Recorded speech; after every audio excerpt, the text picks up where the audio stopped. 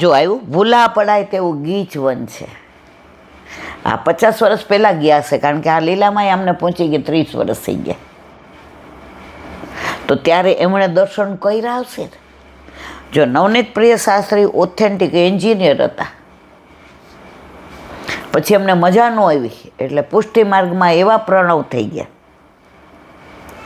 અને જે એમણે બધા લખ્યા છે ભાગવતમાં, તો શૃંગારત ભાષાની અંદર સમજાય એને જ સમજાય. તો ભૂલું પડાય એવું ગીચવન છે, મેં હમણાં જ કીધું. વૃક્ષાલિંગિત લતા યુગલ સ્વરૂપનું અનુસંધાન ભક્તોને કરે. વૃક્ષોની ડાળો એકબીજાને યુગલ સ્વરૂપે વીંટળાઈ વળી છે. તો તમને એની અંદર યુગલ સ્વરૂપના દર્શન થાય. આજની તારીખમાં તમે ગુલાલ કુંડ જાઓ ને, તો ત્યાં 2 વૃક્ષો એવી જ રીતે છે, રાધા અને કૃષ્ણ વીંટળાયેલા હોય ને એમ. અને તમે એ જગ્યા છે એમાં દર્શન કરો, યુગલ સ્વરૂપે ગયા હોય તો પતિ પત્ની બેયને એક સરખા જ દર્શન થાય, વલ્લભની કૃપા હોય તો. અહીં જુઓ ચમેલી કુંડ છે અત્યારે ચમેલી કુંડ છે, શ્યામ કુંડ, લક્ષ્મી કુંડ, રામ કુંડ, સીતા કુંડ, હનુમાન કુંડ, ગોપાલ કુંડ, રાસ કુંડ વગેરે છે. શ્રી હનુમાનજીનું મંદિર છે એટલે વાનરો ઘણા છે. આમે વ્રજમાં તો રામાવતારમાં વચન આપ્યું હતું ને કે તમે આટલું બધું મારા માટે લડ્યા ને આ સેતુ બંધ બાંધો ને. કૃષ્ણ અવતારમાં તમે ત્યાં ધારે એના ચશ્માય લઈ લે, ધારે એના પાકીટે લઈ લે, ધારે એના મોબાઈલ લઈ લે. આપણે જેટલી વાર ગયા, હવે મને ચપ્પલ સફેદ જ ગમે, ભાગ્યે જ મળે, પણ ગમે ત્યાંથી ગોતીને મને સફેદ જ ચંપલ ગમે. જેટલી વાર ગયા અંદર ઉતારે ગઈ હોય તો એક ચપ્પલ મારું એ લઈ જ જાય. શરૂઆતમાં સમજણ નહોતી પડતી, એવો ગુસ્સો આવે, એક તો મળતા નથી ને પાછા અહીંથી લઈ જાય છે. આ વખતે નહોતા લઈ ગયા, અંદર ઉતાર્યા. બાકી જેટલી વાર ગયા ચપ્પલ એક જ લઈ જાય પાછો. તો ત્યાં બધે વાંદરાનું રાજ, વાનર રાજ. કારણ કે ઠાકોરજીએ કહ્યું હતું કે તમે ત્યાં તમારું મન થાય એમ કરવાનું. એટલે વ્રજમાં વાનરો મન થાય એમ કરે છે. કારણ કે અહીંયા તમે રામના અવતારમાં મારી સેવા બહુ કરી છે. સેતુબંધ બાંધવો ને આ બધું સહેલું છે. અહીંયા વાનરો ઘણા છે. વૃક્ષોની વચમાં સઘન કુંજ જેવા દર્શન થાય. મેં હમણાં જ કીધું, તમે પહેલાં નહોતા આવતા, મને લાગે કુંવારાના લગ્ન પછી જ ગઈ હતી. આ લોકો બધા ઓલા વૈષ્ણવ ગયા હતા ને ત્યારે હું એની ભેગી ગઈ હતી. વનની બહાર યમુનાજીની લહેર છે, તેનાથી આગળ વિજયગઢ ને વિજયકુંડ છે. અહીં કામદેવે કૃષ્ણનો વિજય સ્વીકાર્યો છે. કામદેવને કોણે બાળી નાખ્યો તો? શંકર ભગવાને. હવે કામદેવને ફરી જીવિત કોણે કર્યો? કૃષ્ણએ. એ કે હાલો આવી જાઓ. કામદેવ કે તમે મને હરાવો તો ખરા. પ્રભુ કે હાલ. એ કે કિલ્લા યુદ્ધ કરવું છે કે મેલ યુદ્ધ? તારે જે કરવું હોય હું તૈયાર. એ કે આટલી બધી ગોપીઓ ને આવું સરસ વાતાવરણ ને યમુનાજીનો કિનારો ને વાદ્ય ને વાજિંત્ર ને સુગંધ ને ચારે બાજુ ગુલાબ ને મોગરો ને જાય જોઈને ચમેલી ને આ લાગતા. પ્રભુ આમાં તમે મને હરાવો જ ખરા. પ્રભુ તો મદન મોહનજી, કરોડો કામદેવને લાજે એવું તો એનું રૂપ છે. તો અહીંયા કામદેવને હરાવ્યો. અને એ કામદેવ સ્વરૂપે પ્રદ્યુમનજી વસંત પંચમીના દિવસે ઠાકોરજીને ત્યાં પ્રાગટ્ય લીધું. આ બધી લીલાઓ બધી અદ્ભુત છે. આગળ હતાનું ગામ થઈને રતિકુંડ હરિહર કુંડ છે. અહીં હારેલો હતાશ કામદેવ આવેલો. માણસ હારે એટલે હતાશ થઈ જાય ને તો હતારો ગામ જો અહીં હતાનો ગામ. પ્રભુએ જે ઓલો હારી ગયો તો એને નામ આપ્યું. આ કૃષ્ણ જ આવું કરી શકે. આપણે હારે ને તો દાઢી મૂછ કાઢીને ગધેડા ઉપર ફેરવીએ. ઠાકોરજી કે ના, મારી હારે આવ્યો છે, જે મારી સન્મુખ થાય એને તો હું દરેક લીલા સ્થળે એનું નામ આપું. અહીંયા હતાશ થયો તો ગામનું નામ પાડ્યું હતાનું. બોલો વલ્લભાધીશ કી જય. મધુરાષ્ટક.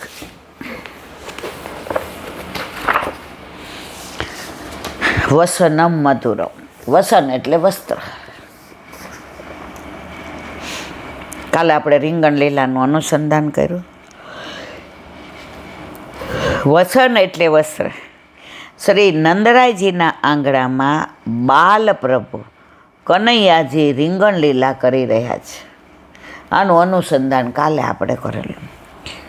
બાળ સ્વરૂપના કોમળ સોનેરી અને રૂપેરી કિનારીના લાલ કેસરી અને શ્વેત વસ્ત્રોની શોભા કે માધુર્યનું વર્ણન કરતું એ એની અનુપમ છપા કેવી રીતે ઓછી થાય?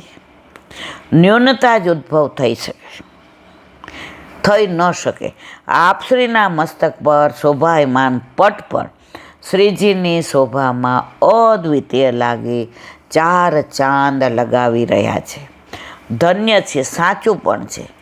વાસ્તવમાં મધુરાપતિના વસ્ત્ર પણ સુંદર છે. માટે શ્રી ઠાકોરજીના વસનમ મધુરમ. જેના ઘરે પુષ્ટિ પુરુષોત્તમ બિરાજતા હોય તમે જોજો, એકના એક વસ્ત્રો કોઈ દે નહીં ધરાવે.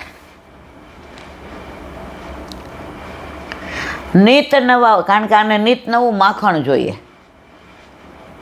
આજનું માખણ હોય ને એને યશોદાજી ઘી બનાવી નાખે. બીજે દી ઠાકોરજીને આપણે ગાયું હતું ને, ગમર ગમર મારું વલોણું ગાજે, શ્યામ આવીને મારી મટુકી ફૂડે. તો ઠાકોરજીને રોજ તાજું જોઈએ,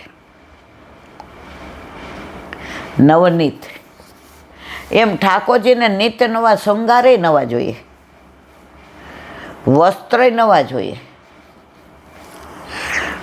15-20 વર્ષ પહેલાં એક વૈષ્ણવ કે આપણે ઈલાબેન દ્વારકાધીશને મંદિર હાલો ને, બધું શ્રૃંગાર ને વસ્ત્ર ને હાલો. પછી દિવાળીમાં 5 દિવસના 5 વસ્ત્ર આવે ને, લીલું આવે ધનતેરસે, પછી આ રૂપેરી ઝરીના આવે દિવાળી, અને એ જ આવે અન્નકૂટે. પછી પીળા આવે બારસના. એટલે મેં લીધા. લઈ લો હાલો, મોડું થશે. ત્યારે હું ગાડી ચલાવતી, પછી ટ્રાફિક થઈ જાય. મને કે આ તો બધાય માં ઠાકોરજી પાસ છે.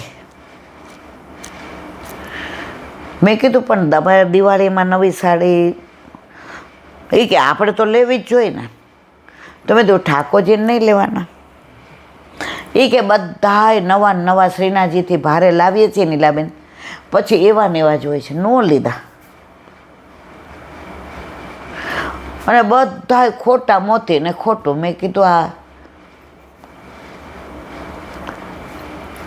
મારું કહેવાનો આશય છે, જો તમને દિવાળી ઉપર નવા વસ્ત્ર પહેરવા ગમે, સેલ કેટલા બધા હોય, ઘરમાં લોહી પી જાય. આ સેલ નીકળું છે, હાલો લઈ આવીએ. સેલ નીકળું છે, હાલો લઈ આવીએ. તો આપણા ઠાકોરજી સાક્ષાત છે, એને દિવાળી નહીં, એને ધન્ય તેરસ નહીં, એને બેસતું વરસ નહીં. તો જો આવા વસ્ત્ર હોય તો વસનમ મધુરમ. એ વલ્લભ દયારામભાઈના ચંદ્રાવલ.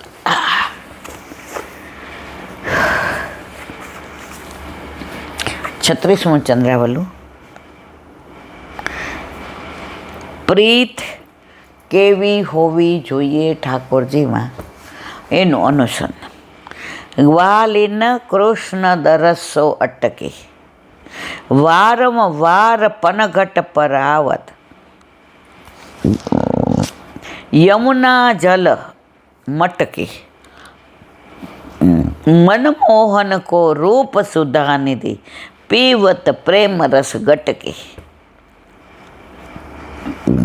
कृष्ण दास धन्य धन्य राधिका, अधर सुधा रस पटकी। બહુ સુંદર ભાવ છે, સવાર સુધી હાલે. પણ હંમેશા જાહેરમાં જે અનુસંધાન હોય એ જ બોલાય.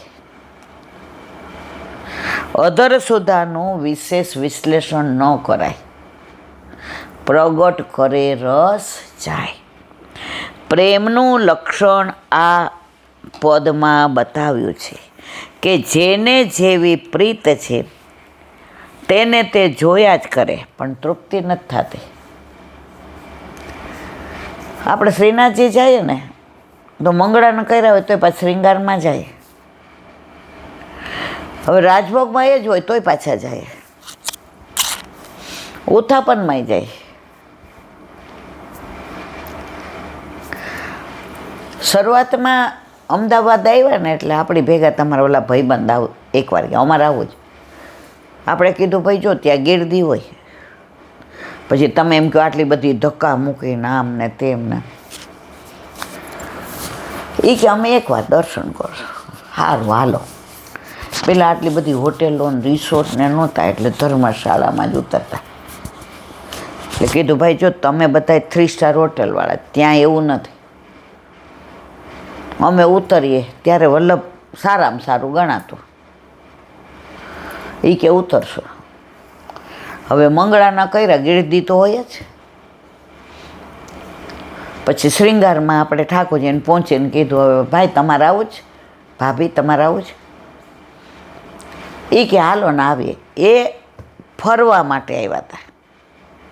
એ આપણે સન્મુખ થવા દર્શન કરવા. શ્રીંગાર જોયા તેવા રાજી થઈ ગયા. માળાજીને ઠાકોરજીનો ઓલો હીરલો તો ઝગમગે, કોહિનૂરનું તો કાંઈ ન આવે. હીરલો ઝગમગતો નહોતો, પ્રભુની થોડી ઝગમગતી હતી. પછી રાજભોગમાં મેં કીધું હવે મને કે ભાભી હવે ઈ જ થવાના. મેં કીધું હા. તો કે કેમ ઘડી ઘડી જાઉં છું, હવે હાલો ક્યાંક ફરવા જાય. મેં તો અહીં ફરવાનું કાંઈ ન હોય.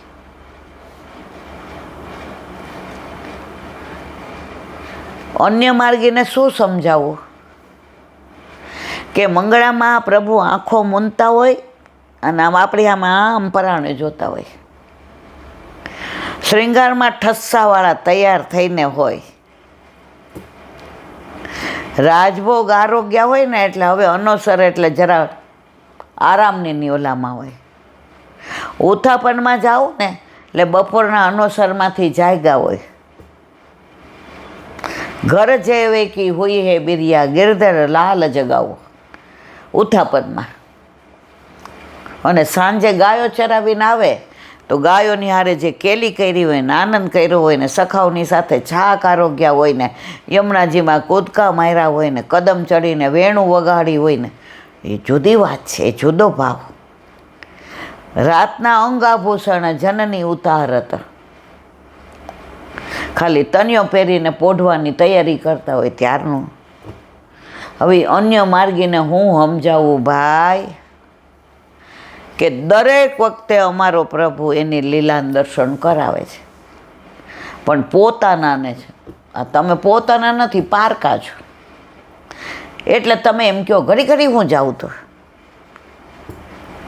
અમને ઘડી ઘડી ગમે. ઓલું એક ધોળ છે ને, શ્રીજી બાવા મારી સામું જુઓ તો જરી, યાદ કરું તમને ઘડી રે ઘડી. શ્રીજી બાવા મારી સામું જુઓ તો જરી, યાદ કરું તમને હું ઘડી રે ઘડી. આપણા ઘરે આપણા માથે બિરાજતા આપણા ઠાકોરજી તમે જોજો મંગળા, તમને આમ આંખો મૂંદેલા જ લાગે. શ્રીંગારમાં તમે ઘણીવાર શું કહો, ઓલા બધા હીરાના પહેરા, આ તો મારો વાલો રાજાધિરાજ લાગે છે.